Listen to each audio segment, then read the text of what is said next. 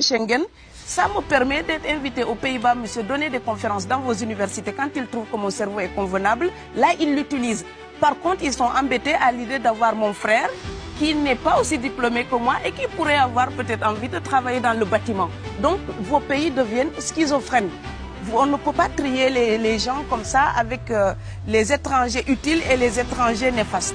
Et la deuxième chose que je veux dire aussi, c'est que les Européens, là, on voit des Africains qui viennent. D'accord? Ce mouvement, ce déplacement de population, on le voit. Mais on ne voit pas le mouvement des Européens allant vers les autres pays. Alors celui-là, c'est le mouvement des puissants. Ceux qui ont l'argent, ceux qui ont le bon passeport. Donc vous allez au Sénégal, vous allez au Mali, vous allez dans n'importe quel pays du monde, au Canada, aux États-Unis. Partout où je vais, et je voyage tout le temps, je croise des Français, des Allemands, des Hollandais. Je les rencontre partout sur cette planète parce qu'ils ont le bon passeport.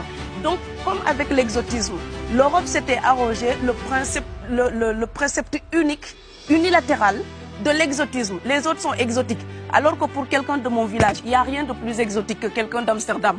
Maintenant, pour l'étranger aussi, pour les voyages des temps modernes avec la mondialisation, quand les pauvres viennent vers vous, il y a des mouvements de foule qu'il faut bloquer.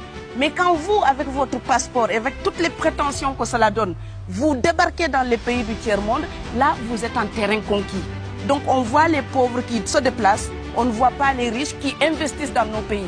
L'Afrique se développe en taux entre 5 et 10%.